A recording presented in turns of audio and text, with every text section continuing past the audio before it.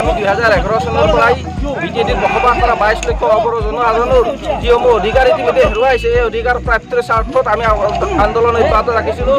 অসম চৰকাৰ আৰু ভাৰত চৰকাৰে অবৰো ৰাইজৰ আন্দোলনক কোনো ভ্ৰক্ষেপ নকৰাকৈ অবৰো ৰাইজক কোনো ধৰণৰ গুৰুত্ব নিদিয়াকৈ তেওঁলোকে ইতিমধ্যে বিটিআৰ চুক্তিখন কাৰ্যকৰী কৰিলে আৰু বিটিআৰ চুক্তিখন কাৰ্যকৰী কৰাৰ প্ৰতিবাদত আমি বাৰে বাৰে অসম চৰকাৰক কৈ আহিছিলোঁ যে বিটিআৰ চুক্তি কৰাৰ আগমুহূৰ্তত বিজেডিত বসবাস কৰা 22 লক্ষ অবৰো জনসাধাৰণৰ যিসমূহ অধিকাৰ এই অধিকাৰসমূহ সমস্যাসমূহ সমাধান কৰক, তাৰে পাছত বিটিআৰ চুক্তি ৰূপায়ণ কৰক। কিন্তু তেওঁলোকে আমাৰ আন্দোলনক কোনো ধৰণৰ ভ্ৰক্ষেপ নকৰাকৈ যোৱাকালি তেওঁলোকে বিটিআৰ চুক্তি ৰূপায়ণ কৰিলে আৰু ৰূপায়ণ কৰাৰ প্ৰতিবাদত আমি ইতিমধ্যে যোৱাকালিৰ পৰাই আমি আন্দোলনৰ কাৰ্যসূচী ঘোষণা কৰিছোঁ।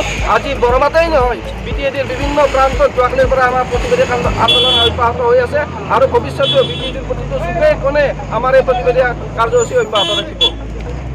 বিটিআৰ চুক্তি স্বাক্ষৰ কৰাৰ সময়ত আপোনালোকক কোনো মতামত নলালে চৰকাৰে? আচ্ছা, বিটিআৰ চুক্তি স্বাক্ষৰ কৰাৰ আগমুহূৰ্ততো আমি ভাৰত চৰকাৰ আৰু অসম চৰকাৰক কৈছিলোঁ যে বিটিএডিৰ যিবিলাক অবৰো জনগোষ্ঠীয় সংগঠন আছে এই জনগোষ্ঠীয় সংগঠনসমূহৰ লগত আলোচনা কৰক।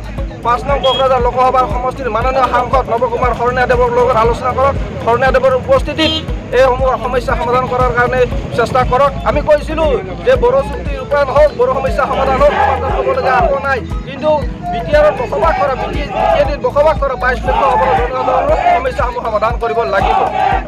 এই আৰু এটা কথা আৰু স্পষ্ট কৰি দিব বিচাৰিছোঁ যে যোৱাকালিৰ পৰা যি আমাৰ প্ৰতিবাদী আন্দোলন আৰম্ভ হৈছে, প্ৰতিবাদী কাৰ্যসূচী আৰম্ভ হৈছে, এই কাৰ্যসূচীত যোৱাকালি বিজেপি দলৰ ভূষণ কলিতা নামধাৰী এজন ব্যক্তিয়ে আমাৰ প্ৰতিবাদীসকলক বাধা প্ৰদান কৰিবলৈ গৈছিল। আমি তেওঁলোকক সকীয়াই দিছোঁ, বিজেপি দলক সকীয়াই দিছোঁ যে বিটিএডিত বসবাস কৰা 22 লক্ষ অবৰো জনসাধাৰণৰ এই প্ৰতিবাদী আন্দোলনত যদি কোনোবাই বাধা আৰোপ কৰিব আহে, বিটিএডিত বসবাস কৰা 22 লক্ষ অবৰো জনসাধাৰণৰ যদি আৱেগ আৰু অনুভূতিক লৈ কোনোবাই খেলা কৰিব বিচাৰে তেওঁলোকক আমি উদাই নেৰোঁ। ভৱিষ্যত তেওঁলোক সাৱধান কৰি থাকক। যদি বিটিএডিত বসবাস কৰা অবৰো ৰাইজ যদি জাগ্ৰত হ'ব লগা হয়, অবৰো ৰাইজে যে হাতত হেংদাং তুলি ল'ব লগা হয়, সেই হেংদাঙৰ ফলত কোনো বিজেপি কোনো হিমন্ত বিশ্ব শৰ্মা বাচি থাকিব নোৱাৰিব। আৰু এটা কথা আমি কৈছোঁ যে তেওঁলোকে ইতিমধ্যে অবৰো সুৰক্ষা সমিতিৰ আৰু নৱকুমাৰ শৰণীয়াদেৱৰ সাংসদ নৱকুমাৰ শৰণীয়াদেৱৰ নামত তেওঁলোকে অপপ্ৰচাৰ আৰম্ভ কৰিছে যে নৱকুমাৰ শৰণীয়া আৰু অবৰো সুৰক্ষা সমিতিয়ে বিজেডিৰ পৰা অবৰো গাঁওসমূহ গঠন কৰাটো আমি নিবিচাৰোঁ।